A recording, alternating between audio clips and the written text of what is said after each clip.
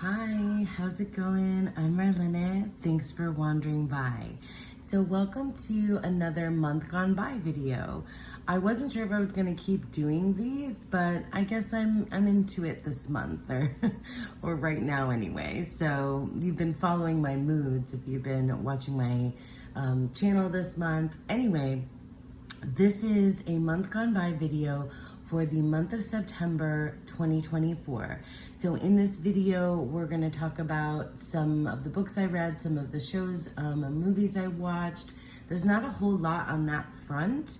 And then the majority of it, I'm gonna talk about the decks, the tarot and oracle decks that I worked with, played with, and used this month of September 2024. So let's go ahead. Let's start with books and, well, let's start with books and shows, but let's start with shows first because I'm going to, I guess I'll just, I'll cover up my coffee with the screen.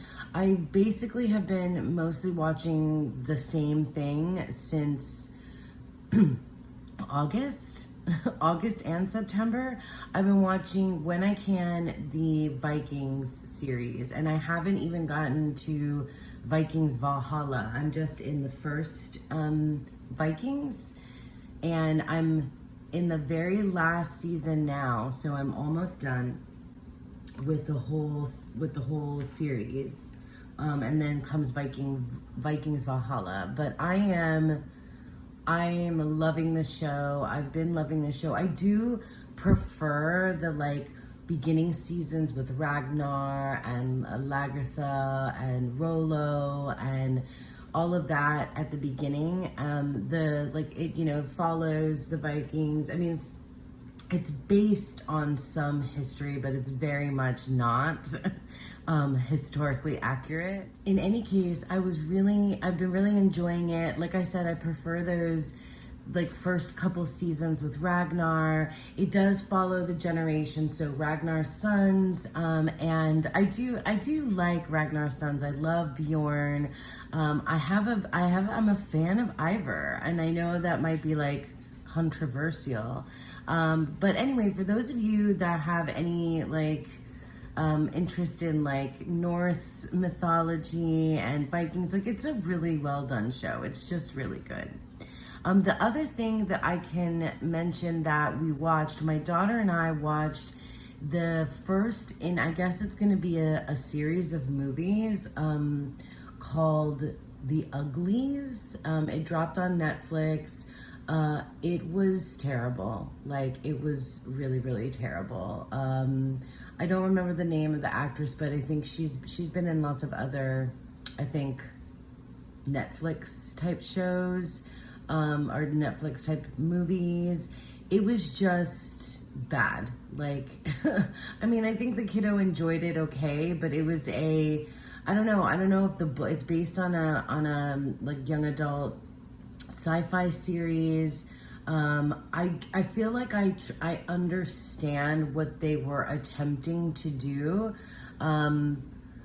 but it just didn't work out. The premise is that it's a dystopian world future where they've perfected appearances, and I mean, it reminds me of it. So anyway, sorry, I always interrupt myself. Anyway, it's the premise is that it's a dystopian future where they've perfected appearances, and at the age of 16, regular kids they're separated from their families when they're younger, and they go live in these dormitories, and kids at the age of 16, I think it is, they become pretty. And so they have some sort of surgery that makes them beautiful. They don't talk anything about intelligence or anything like that. It's literally just their outward appearance. So they go from ugly to pretty. And anyway, of course, the surgery and the powers that be are doing something corrupt, and then there's this fringe group of people who have escaped the the powers that be, and our main character ends up, with this fringe group of people who are like, whatever, revolutionaries, or they've managed to stay away from the controlling force in this world. And anyway, and then it was super predictable, but it was like, so I just didn't understand. Like, I didn't understand the premise. Like, I think they were trying to do something about, like, self-esteem and your outward appearance and things like that, but it's just bad. I'm sorry, like, very bad. The books might be really great in comparison, but the movie was it was bad acting. It was just bad all around. I'm sorry to, like, totally completely trash something, but, like, it was just bad. Those are the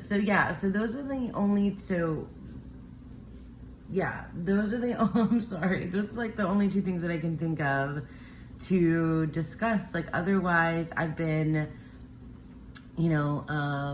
I've been working a lot. So I've been watching a whole lot of shows. I have been watching lots of Tarot Tube, my favorites, and so on. But that's it for shows. Well, let's talk about books next. Okay, so I got out my Goodreads, which I've been using really for the first time. I've had a Goodreads for, like, forever, but I've never really, like, used it to track my reading. So I read 3 or 4 books in September, and I had got a bunch more books out from the library.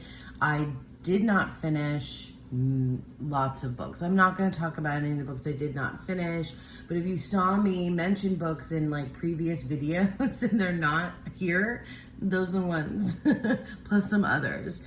So anyway, I read a lot at the beginning of the month, and then the last, like, week and a half, I just completely fell off reading. I fell off doing puzzles. I kind of got back into tarot, but I just fell off reading. And that happens with me, like, periodically. I'll get into moods where I'll just read a lot for a couple of weeks, and then I'll stop entirely. That's just kind of how I roll. Anyway, I read The Pisces by Melissa Broder. I picked up this, I read this audiobook. I read this by audio, and I picked this one up because I'd read another book in August, I think, by Melissa Broder called Milk Fed that I really loved. And I wanted to really love this book. And so here's the thing. There was a lot about this book that I really, really liked. But there is, I guess this is kind of like a spoiler alert. So if you are interested in reading The Pisces by Melissa Broder and you don't want to know anything that happens in it, skip ahead. Just stop now. There's your warnings, and skip ahead. Because I don't usually read trigger warnings or feel like I need to read trigger warnings for books. And I don't like it when bad things happen to people or animals in general. I get particularly sensitive sometimes when bad things happen to animals. But in this book, there's something that happens with, I guess I'm just gonna say it, and sorry for those of you. Like, essentially, the main character kills a dog that she's taking care of. Like, she kills a dog, and not on purpose. She accidentally kills a dog, and it's just like, there's no, I don't know what to say about it. Like, I wanted to be able to forgive her for her selfishness and what she was doing. She has an affair with a merman in this book. Like, it's weird. It's really, like, weird, and it's really, like, there's so many things about it that I would have really liked if she hadn't just, freaking killed a dog. So I guess that's all I'm gonna say. say about this. Like, I wish I was afraid of it almost the whole time. I feel like I should have stopped reading it, but I wanted to see if the dog was gonna be okay by the end, and I just couldn't forgive her. Like, I just couldn't forgive her, and maybe that's just a me thing. Maybe other people really, really love this book and like understand like the like it being symbolic or whatever, but I just like, no, like it wasn't okay by me. Like, the way that it ended, like it wasn't, no, just no. And it's too bad because I really, really liked her other book. So I don't know if this is going to put me off of this author, but anyway, it's really well written. Like, it's a good book. Like, there's nothing wrong with the writing. There's nothing wrong with like this, that, like, she's a great writer and I get it, but I couldn't get past, like, I was too invested and I just couldn't get past like her actions, and it just ruined the book for me, basically. Okay, so I gave it 3 stars anyway. I also read Orbital, and I talked about this book on one of my videos, but I hadn't finished it. This was beautiful. Like, I absolutely loved Orbital by Samantha Harvey. It's very poetic. It's about, the premise is it's about 6 astronauts in the space station, and it just follows them over the course of a period of time, and it's a typhoon, like a cataclysmic event happens on Earth. Oh, I just hit my camera. Sorry. A cataclysm, because I can't stop move my hands around. I should probably just hold my coffee mug. A cataclysmic event happens on Earth. One of them finds out that their mother has died on Earth, and it's just, there's so much poetry and like so much beautiful writing. It's not for people that are like interested in action heavy, plot heavy material. Like, this is a work of literary fiction. It's just beautifully written, and I enjoyed it. I mean, it was sad, and it, like, you just really run through these like anecdotes of the astronauts and cosmonauts, like, like their memories, what their life is like on the space station now, what they see. There's like lots of big philosophical questions about, life and death and space and what does it mean to be human. Like, it's very, and in a short novel, it's just beautifully written, like beautifully written. It's received accolades and awards, I believe, and 100% worth it. If you like this kind of thing, like you will, like I do, you will definitely enjoy it. I love a book that works like this, that's different, that's not necessarily plot point, predictable romance, that kind of thing. I like experimental kind of weird stuff. So Orbital, good one. And then I talked about Bunny. I definitely talked about Bunny by Mona Awad. I'm not sure how to say her last name. I'm gonna read more stuff by Mona Awad. I really enjoyed this book. It came at the perfect time when I was in a kind of like a dark kind of mood, where it was just I really was enjoying absurdity and things being, like I typically cycle through like, existential kind of crises, and like, just absurdity gets me. But it's funny, it's witchy-esque, I think. It reminds me of the 80s movie Heathers, which I talked about when I first talked about this book.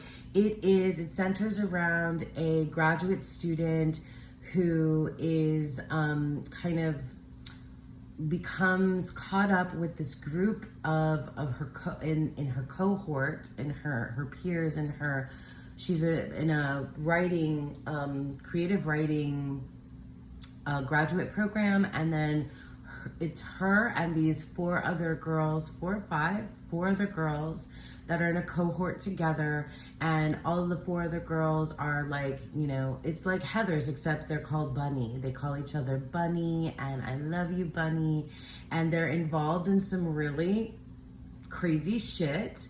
And our main character gets caught up in what the bunnies are doing, and it's very dark and sinister and weird and out there and unexpected in some ways, kind of predictable in some other ways, but it's just fun. It's kind of hilarious, kind of gruesome.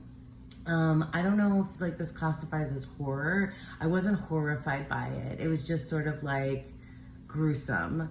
And yeah, and I guess, I mean, you know, bad things do happen to bunnies in this book, but I guess it was in alignment with what was going on. Like, it wasn't like out of the blue, and the characters, for the most part, none of them are likable. Even our main character is kind of unlikable in some ways, and I feel like it's on purpose that everybody is kind of, you know, a piece of shit in this book, but it's funny and it was entertaining. I mean, I don't, you know, it is what it is. Like, I enjoyed it for what it was, and I think it was well done for what it was. And then, okay, so the other book that I read is I Who Have Never Known Men by Jacqueline Harpman. Oh, this is a weird cover, $3.99 price. I hadn't seen this cover before. I guess that's the one that's on Goodreads. But in any case, I Who Have Never Known Men, I audio read this book. It is a book from the 1990s. It is written by a Belgian writer. So it was originally written in French and translated to English.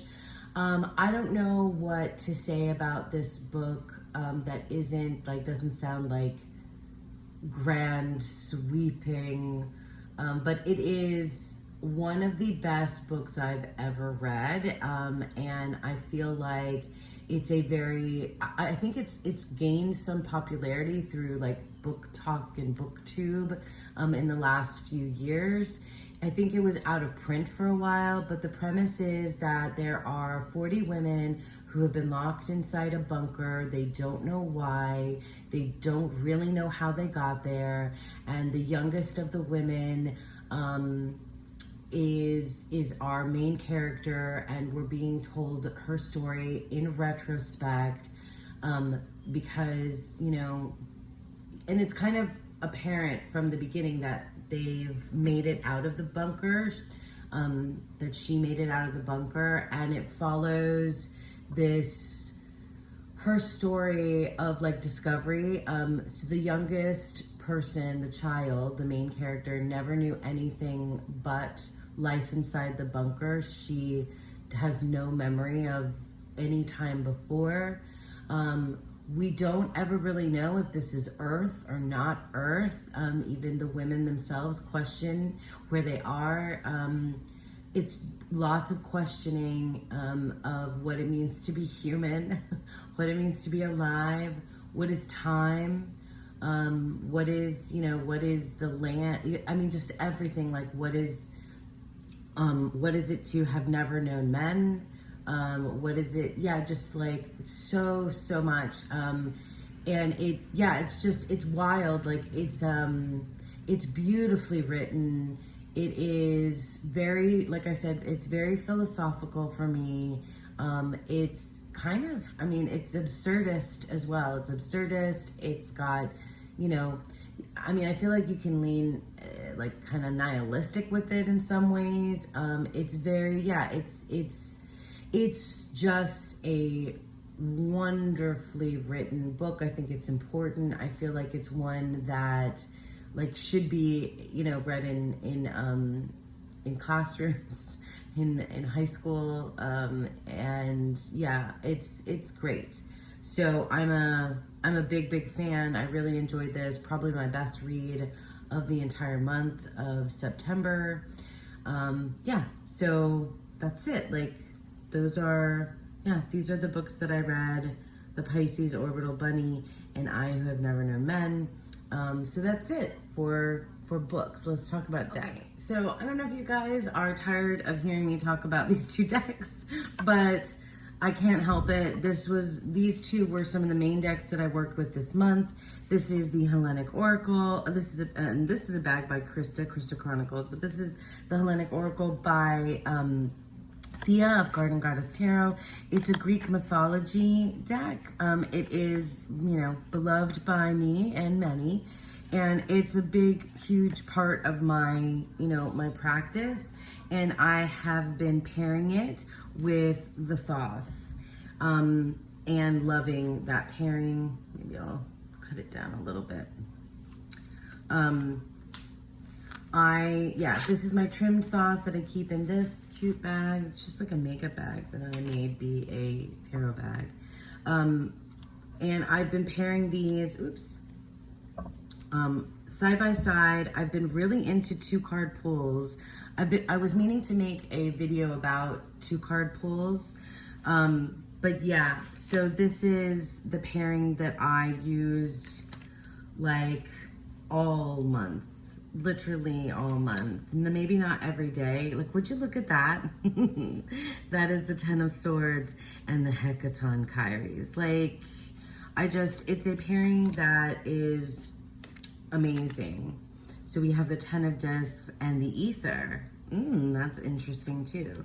So yeah, I've shown this so many times already, but I just feel like, and I have things upside down. I just feel like it's worth looking at again. For me, because I enjoy it, but it's a very powerful duo and a deck combo that I used a lot that really spoke to me all month. And yeah, when I've been going through like cycles of like overwhelm and stress and anxiety and depression and like all different kinds of stuff related to like hormones, perimenopause, you name it. But like my tried and true decks like really help. They really help me get back into and get process, stuff and get back into my life and practice. Anyway, so that's the Hellenic Oracle and the Thoth Tarot. So I started working with Lenormand this month, and very much inspired by Lisa Pepez is doing a Let's Learn Lenormand, I think that's what it's called, series. And also Logan of Larkin Legend, they did a Lenormand series a while back that I just saved for the longest time in preparation for when I was ready to do and work with Lenormand. So I have the Malefique Lenormand, which is a deck that was given to me. Both of these decks were given to me by friends. So this is a deck given to me by a friend. I started out the month with this one. It's not in order. I started out the month with this one and really, really enjoyed it. It gave me that dark, moody feeling. I was pulling 2 cards every day. Not every day. I don't think I kept up with the every day this entire month, but for the most part, I definitely kept up. So I use this, the little guidebook that comes with it for keywords. I definitely took notes and wrote down things that Logan said on their series. They went through all of the 36 cards and gave their kind of like brief overview, and then I've also been using on my iPad, well, I guess my iPad's right here, I can show you. I've been using the Labyrinthos. Let me just grab it if you guys are interested. I got a couple of things. So I have the Labyrinthos. Let's go to Lenormand, meanings, Lenormand. So this is the Arcana Lenormand de Iris Sacra. That deck is the one that I like to use, and I set it up to pull 2 cards. So if I don't bring one of these little guys with me to work, I use this. And yeah, so like I like the write-ups. I used these keywords. I wrote some of this down in a notebook. And then I also got another app. I got the Scrying Ink Lenormand by Ciolo Thompson. I also have Ciolo Thompson's tarot. It's called the Line Strider Tarot. So yeah, so let's see, let's draw 2 cards for me today. So the Mountain, oh my gosh, the Mountain. Mountain's been a thing for me. And the Garden. And then it has, so this is like a, you know, from the Fool's Dog app, and it's like, this was like $3 or something. So I really enjoyed it. I like it. Ciolo, I think I'm saying their name correctly, but they definitely do in their guidebooks. They give a few examples of like what this card means if you put this card together, and that's the important thing about Lenormand is the story, you know, the combinations and what they mean. And I've been working with that quite a bit. So this is the Rusted Lenormand by Dawn Michelle that she sent me. And this one I've been using, so this was like my dark and moody one, and this was like my comfy cozy one. This I prefer, I mean, I think I will get a lot more use. I can use this all year round. And I really love the photography and design of this deck. It's just great. Like Dawn is, you know, she's a beautiful artist. And designer. So yeah, I mean, there's a couple of choices for significators in here, and I took out the ones that worked for me. And yeah, so I've been really enjoying Lenormand. It came for me, or I chose it, and it came for me at the right time. I had been planning to learn Lenormand, and then I thought I just wasn't going to ever get to it this year. But now suddenly I'm just there, and it's weird that something like this is so straightforward when you have symbols that feel kind of really large in scope, because any one of these, you know, symbols can, you know, the whole house it's simple, but it's also really like large in scope. There's so much that could contain, but I love, you know, like thinking about it in terms of just like the kind of the everyday. And it's really been, yeah, it's like key, you know, that's a big symbol, right? And but it's been so straightforward and to the point. I've really enjoyed that because it's just real different for me than tarot, and I think I needed something like that.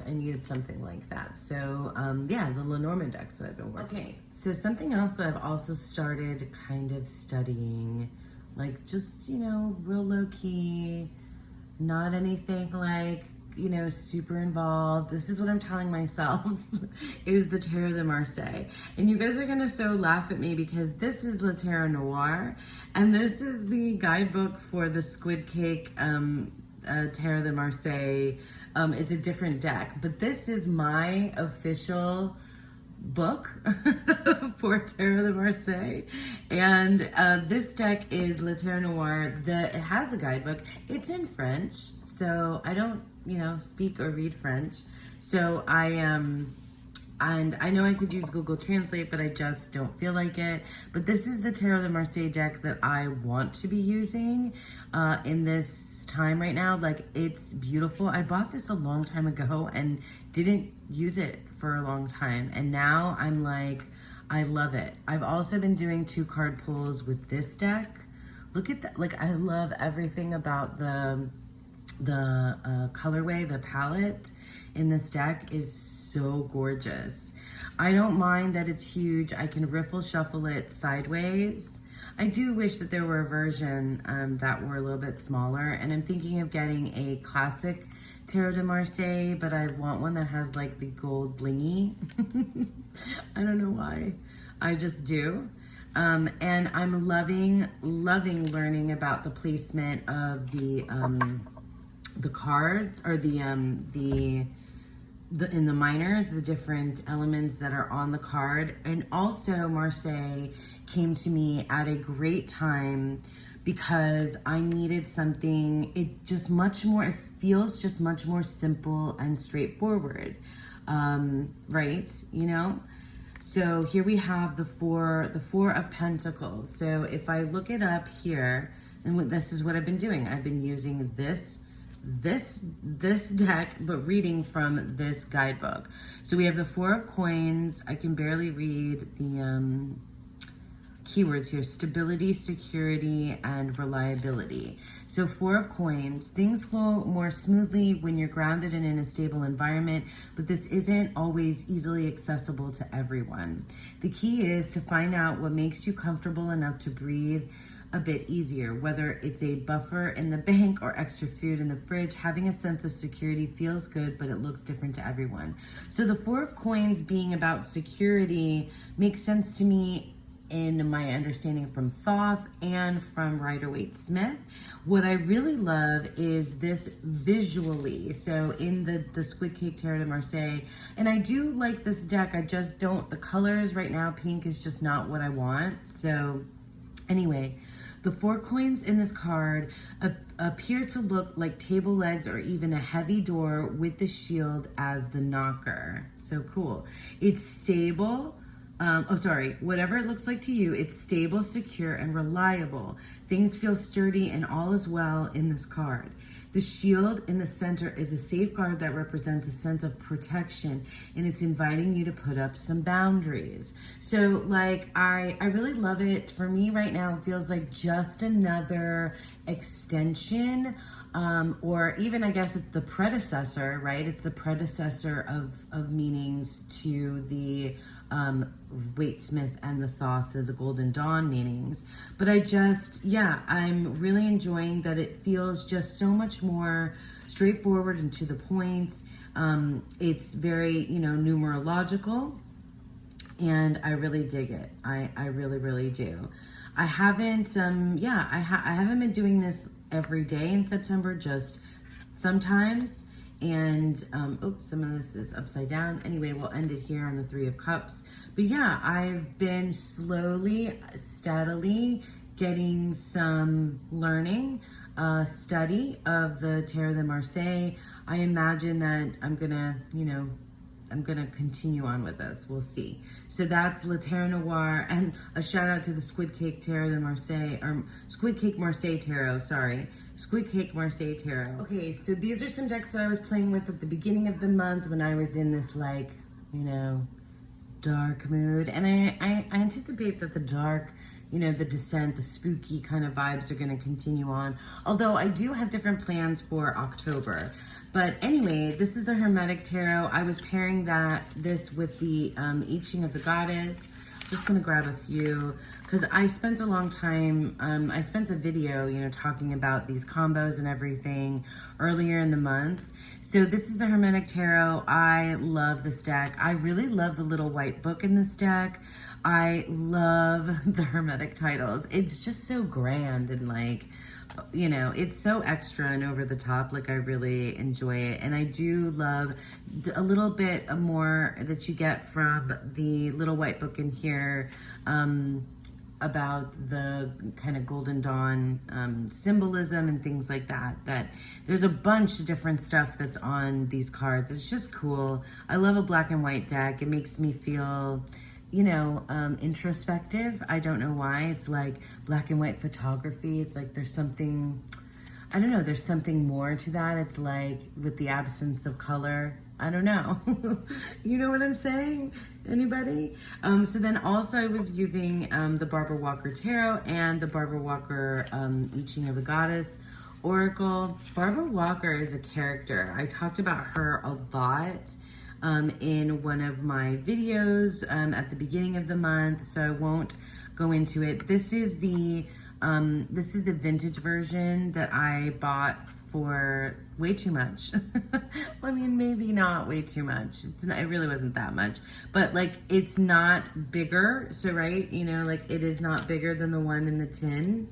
You can see it here next to the the Hermetic Tarot. It's not a full-size tarot, so it wasn't really, you know, here are the backs.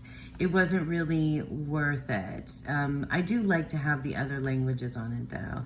I do love what Barbara Walker has to say. I have her guidebook. I mean, I guess it's a guidebook. It's a companion to this deck. But you might be able to read it really without even having this deck. And she's got some very interesting ideas about the tarot. She's a feminist. She's a famous knitter, apparently, like I didn't know. And she has received a lot of criticism. And I think that's why I kind of like her.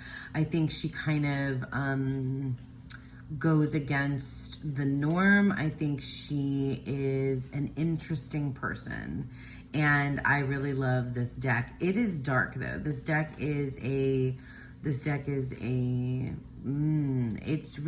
not for the faint of heart. I feel like this deck is just really kind of, I don't want to say mean or cruel, but it is kind of mean, kind of cruel. It's like, I don't know, it's a deck that will get you, I think. So then here's the I Ching of the Goddess. So these decks are in print, and you can get the mass market. This deck, the I Ching of the Goddess, is out of print, and it's got the I Ching significance, and I think she also very much goes her own way in terms of interpreting I Ching, which I think is a little bit like iffy because it's not her culture. So I think I don't know. It's kind of controversial. Let's just say that. And I don't know whether or not I really get to have an opinion about that because it's not my culture either. So it is what it is. But I love her. Like, there's just so much. Like, it's sexy. It's like crazy. It's weird. It's like weaving together lots of different mythology, Western, Eastern philosophies, all kinds of stuff are in here. Like, really, all kinds of stuff are in here. It's a great, look at this. I mean, like, it's a really cool oracle deck though. Love the depictions, love Barbara Walker's take on things. She really makes you think. Yeah, so these are decks that I was into at the beginning of the month. Okay, here's a couple other decks that I worked with this month. Like, I feel like there's a lot of decks, but it wasn't like I guess I just got back into working with lots of decks, but they were not every day, and for some of them were just kind of specific purposes. Anyway, these are beautiful Krista bags, custom Krista bags made for me. So this is the Modern Spellcasters Tarot that I absolutely love. I'm just going to take out a few. This deck, it's interesting because actually, let me show you. I used it, are these the cards? I think I did. Like, I used it for spell work. And for me, it was definitely in connection with the new moon and full moon phase in the month of September. And then I also, I don't usually use this deck for readings, but I did a reading and I followed up on that reading throughout the month. So it was a 3-card reading. I have it written down, and it was really, really important. And it was based on a spread that Thea gave us in the Garden of the Goddess member space. And so it was, I'm not going to tell you, because she gave us the spread in the member space. But anyway, it was about, 3 paths, really. And so these were not my cards, but I'm just, kind of layering things for you. I ended up like doing, the first reading and then coming back to it and layering on top of it because when I laid down the 3, oh my gosh, here's the tiny knights unite. Rumor and Julie are Tiny Knight Brotherhood, right? Okay, sorry. Just an aside there. So in any case, is this a Tiny Knight too? Yeah, Tiny Knight. But he's not as tiny, I don't think, as this guy. Anyway, so I came back to this reading, and I don't know if any of you guys do this, if you return to your readings and kind of lay more cards on it to get even more clarity. And I used this deck, but I think I also used the Hellenic Oracle on top, and I used something else. I can't remember now what it was. It's in my journal. I'm just not going to go get it now. But anyway, and then finally what I did was Lisa Papaz. Lisa gives, she does member readings. And so I kind of wanted some help because the 3 paths that I had before me, I wasn't sure which to choose. And even though I was layering more cards on here, it wasn't clear. Like there was still like merit to each of the 3 paths, and I didn't know which way I wanted to go. But in any case, so what ended up happening was Lisa did a reading for me, and she pulled 3 cards because I kind of like told her about, about the reading, and then that's where it ended because it was clear, and the way that Lisa read it kind of just like put the little, period on it, full stop, and it made more sense to me at that point. Isn't that funny? I don't know. Do you guys do things like that? Like do you like return to readings and ask more questions of the same thing? I guess it's, when it's a reading that's like a path, like which path, like what kind of thing. But the Monarch Spellcasters Tarot, love this deck so much. I typically don't use it in readings. Okay, and then this is the other one, another Krista bag. This is the Scorpio Sea Tarot. I talked about this when I was talking about my Cozy Comfort decks earlier this month. I love this deck. It's by, oh my God, I can't remember her name. I can't remember her name right now, but she wrote books. The Raven's Prophecy Tarot is also one of her decks, and a deck I love as well, and has like a book series that's kind of companion to it. And then this is based on or in the world of the Scorpio Sea Races, which I've never read. The Scorpio Sea Races. Anyway, I love this deck. I love this village. I love these people. This is very far from traditional tarot. And I don't even really get into the guidebook for this that much. I just I really love this deck.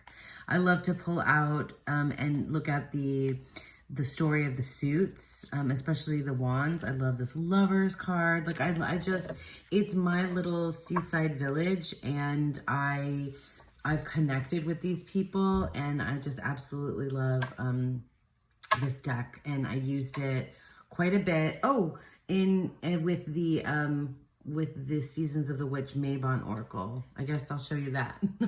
Okay, so yeah, the Seasons of the Witch Mabon Oracle. This is the one that I used. Oh, let me get my coffee out of the way. I think I'm staining my thing with my coffee mug. Oh well, who cares? It's life is lived in, right? So the Seasons of the Witch Mabon, I love this whole series, but probably Mabon and Samhain and Yule are my favorites. I mean, is that because I just use them the most? I don't know. But I really like the guidebook, not for the entries, but for the spreads. So I typically use this. I use this a lot. I did most of the spreads in the spread book.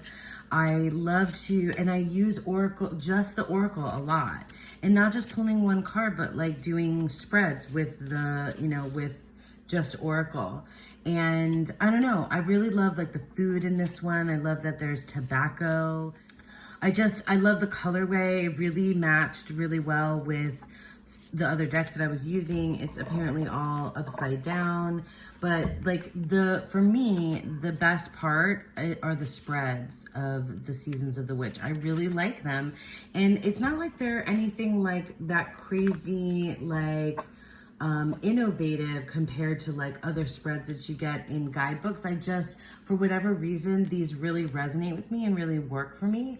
And I paired this with the Scorpio Sea Tarot plus some other decks throughout the month. So yeah, so that's the Seasons of the Witch Maple. I also used the these 2 decks this month, and they are the Feel Your Chakras Vintage Edition by my friend Andy Taylor. You can get the couple other versions of this on her website or Etsy shop. I will let you know. I'll leave links always. So I love this deck. I love all 3. I have 3 versions of this deck, and I love doing a chakra reading, which is what I used it for this month. And I typically, I'm not going to do all of it, but this is what I do. I shuffle and pull a card from each of the chakras. I think I can only get a few of them on here.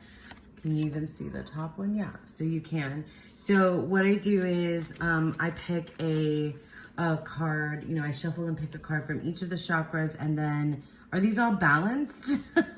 These are all balanced, so they would stay in the middle. And then if they are balanced, I wouldn't pull that's so crazy that I just pulled all balanced cards. How funny. But if they're underactive or overactive, I put them to the side and keep the ones that are balanced in the middle.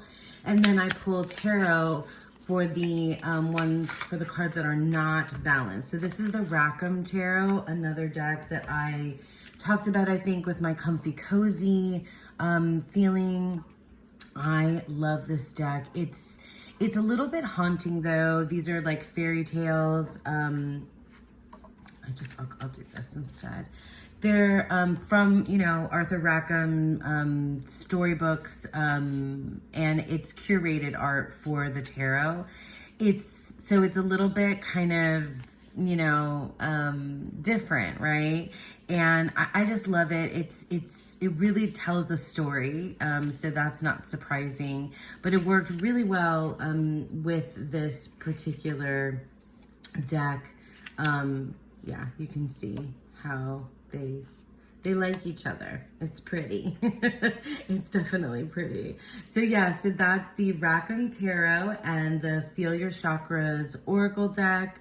I did my chakra reading. It's a big reading that I do on occasion, not every single month, but it really helps me figure out where I'm not balanced. And the Feel Your Chakras is it tells you what you need. It tells you, and you might not like it. It's a strong, it has a very strong voice, that deck, and I really like it. So yeah, so that was one of the readings that I did this month as well. Another deck that I've been sort of playing with all month is the Marielle Tarot, which surprised me because I've had this deck for a really long time, and I've never really kind of figured out where it sits. And I did use it for like different things. I'm sure there's videos of me like talking about my journey with this deck. Sorry, having some coffee, and this is a long ass video. I'm just apparently into making long ass videos and not editing things anymore. Anyway, the Marielle Tarot is special. It's unique. It's different than anything else that I have. It is well worth working with alongside the guidebook. And I've found that now when I give it the time that it deserves to work with it and read and try to interpret the guidebook entries, which sometimes is not easy to do because it feels really lofty and sort of blends, like, again, kind of like in Barbara Walker tradition. I don't know, I feel like it's a thing, with people in spiritual spheres, that there's just a blend of all different kinds of philosophies, religions, mythology, and personal gnosis that come through, in their tarot, which makes sense. And so it can be difficult sometimes to navigate as, someone using their deck, right? So it's written in this very, sometimes feels like stream of consciousness style. There's quotes, sometimes not, other times. Sometimes it feels very connected to a traditional interpretation of the card, and sometimes it's so far outside of that that it's like it's just a journey deck. Like it's a deck that wants to take you with it through all of these different, like, you know, on this, like along the sea and into the caverns and up in the sky and through the fire and, like, you know, in the forest and with people and with animals and, you know, into the celestial spheres. Like it definitely wants, it's a deck for traveling with it, kind of subconsciously maybe even. So I found that that works for me, or was working for me this month of September. And I did not a lot of readings, but I was futzing with this deck. I was really futzing with this deck this month, and I really enjoyed my time. And I think it definitely now I seem to understand it. It seems to understand me, and we have a better relationship, and I really kind of love it. So that's an oldie but a goodie, I guess, at this point. The Marielle Tarot is a classic. So another deck that I consider a classic is the Margaret Peterson Tarot. This deck, though, is one of my favorites. I never really had to work hard to have what I feel like is a wonderful relationship with this deck. This is the only deck that I own two different tarot deck that I have two different versions of it. So I have the wine colored borders, and it has, the back is different on this one than on the gray colored borders. So here's the backs, and then here are the fronts of this. And then I also have the gray borders, and the backs look different here as well. I hope I'm not like slamming decks down and making it sound super loud, but you know, sorry, I have to put things aside. So what I did with the Margaret Peterson Tarot this month, and I did it a few times, like I said, I've been into these like 2-card pulls recently, is I lined up, I also did a special reading. I did my Libra 1.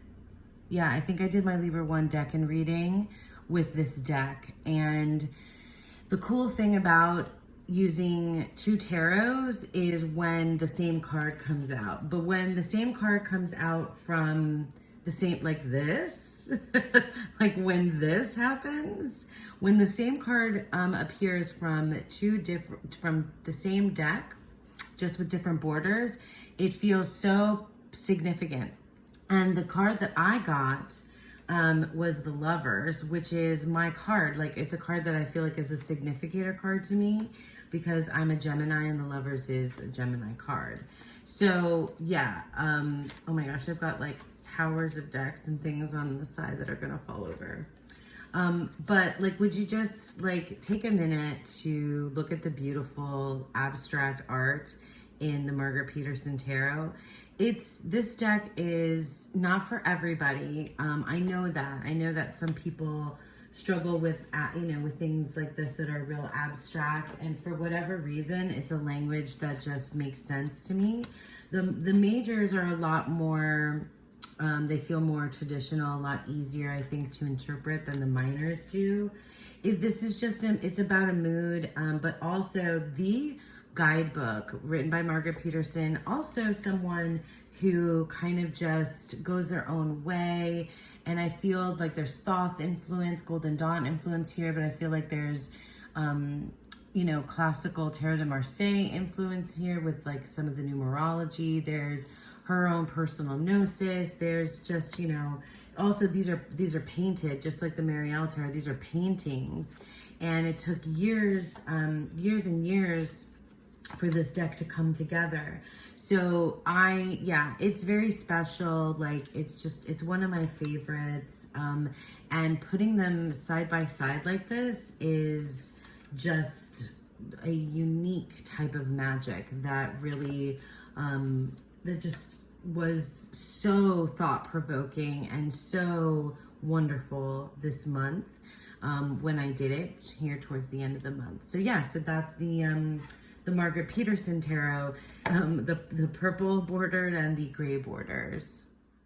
So another deck that I got into here towards the end of the month is a deck that I got from Make Playing Cards. Oh my gosh, I can never remember the name of this creator, but I'll have the link to where you can get it down below. This is the Naturescapes Tarot. This is and this is a bag made by Dawn Michelle that she gave me. So the Naturescapes Tarot is a photographic, landscape deck. It's, oh my gosh, these are the cards that me and my partner pulled the other day. I did two card pulls. We both got the Magician.